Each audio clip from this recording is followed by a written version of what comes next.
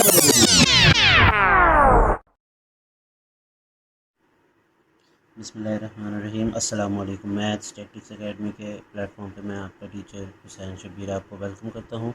आज का lecture Afaq sun series class 5 का unit number 6 learning check 6.3।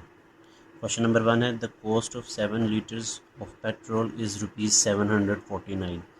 How much will 12 litres of petrol cost. Question number 1 में हमें cost of 7 litres of petrol जो है वो 749 रुपये दिए हैं। हमने सबसे पहले कॉस्ट ऑफ 1 लीटर पेट्रोल निकालना है। 1 litre of petrol is equal to, आपने करना ये है क्योंकि ये 7 लीटर्स की प्राइस है, आपने इसको 7 पे डिवाइड कर देना है, तो इसका आंसर आ जाएगा 107 रुपीज़। तो ये 1 लीटर की प्राइस है, लेकिन सवाल में हमने 12 लीटर पेट्रोल की प्राइस निकालनी है। तो आप लिखें cost of 12 litres of petrol is equal to, आपने 1 लीटर प्राइस को 12 से मल्टीप्लाई कर देना है क्योंकि आपने 12 लीटर्स ऑफ पेट्रोल की कॉस्ट फाइंड करनी है। तो ये आ जाता है ₹1284।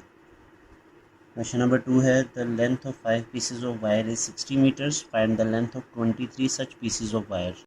क्वेश्चन नंबर 2 में हमें length of 5 pieces of wire यानी तार के 5 जो पीस हैं उनकी जो लंबाई दी गई है वो 60 मीटर है।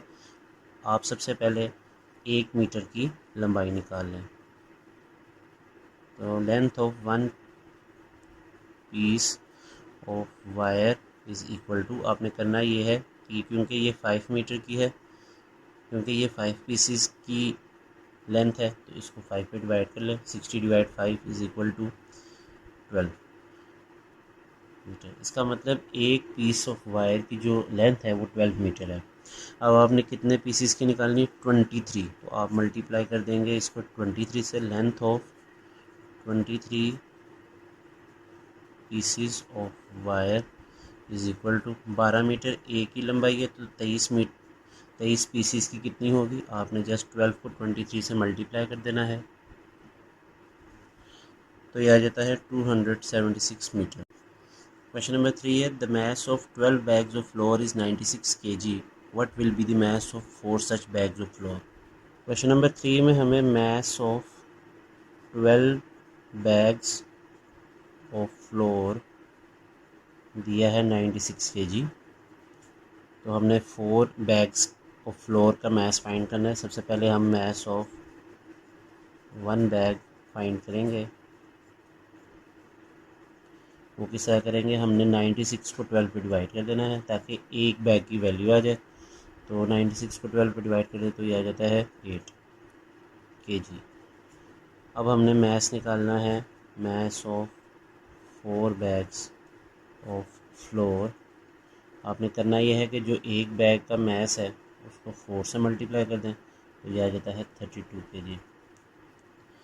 Question number 4 The monthly salary of Kamal is ₹40,650. What is his salary for 12 days? कमाल की माहाना तनख्वाह जो है वो 40,650 रुपये। तो आप लिख लें मंथली सैलरी ऑफ कमाल इज़ इक्वल टू 40,650 रुपीज़। क्योंकि हमें पता है एक महीने में 30 दिन होते हैं तो हम 1 डे की जो उसकी सैलरी वो फाइंड कर लेते हैं। 1 डे सैलरी ऑफ कमाल इज इक्वल टू, तो 40,650 को हम डिवाइड कर देंगे 30 पे क्योंकि एक महीने में 30 दिन होते हैं।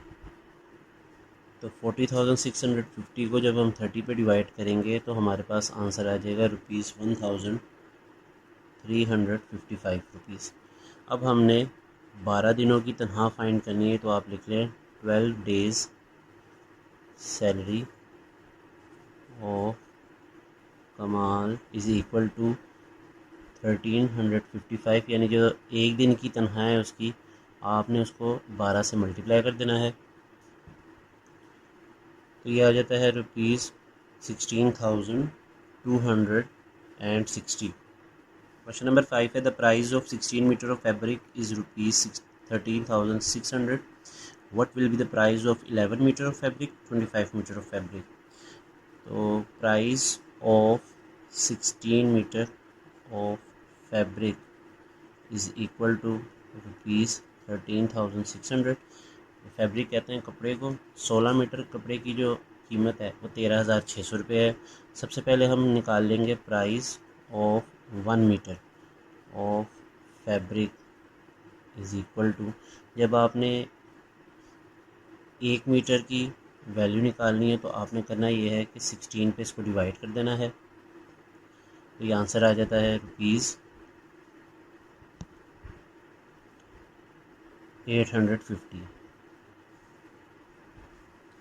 अब आपने इसका जो पार्ट ए है वो फाइंड करना है, जिसमें आपने price of 11 metre of fabric निकालनी है, यानी 11 मीटर कपड़े की कीमत निकालनी है. तो आपने जो 1 मीटर कपड़े की कीमत है यानी 850 रुपये, उसको आपने 11 से मल्टीप्लाई कर देना है.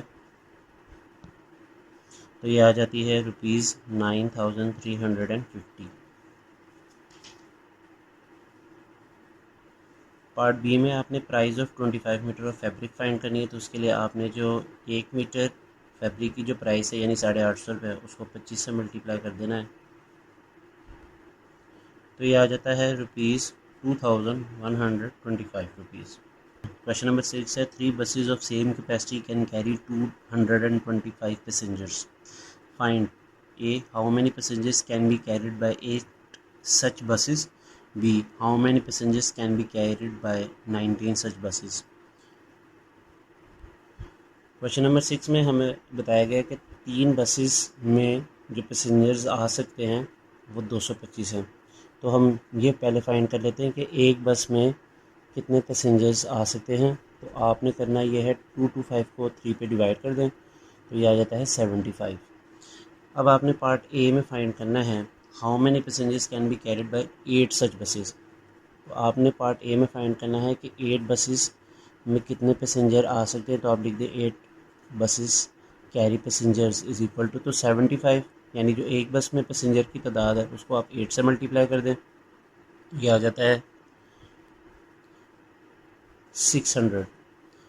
और पार्ट बी में आपने 19 बसेस का फाइंड करना है कि उसमें कितने पैसेंजर आ सकते हैं. तो आप लिख दें 19 buses carry passengers is equal to, जो एक बस में तादाद आ सकती है पैसेंजर की उसको 19 से आप मल्टीप्लाई कर देते. 75 को 19 से मल्टीप्लाई, तो 75 को आपने जस्ट 19 से मल्टीप्लाई करना है, तो ये आ जाता है 1425. इसी के साथ आज का लेक्चर यहीं पे ख़त्म होता है. अगली वीडियो में यूनिट चेक 6 के साथ हाजिर होंगे. मुझे दीजिए इजाज़त. अल्लाह हाफिज़.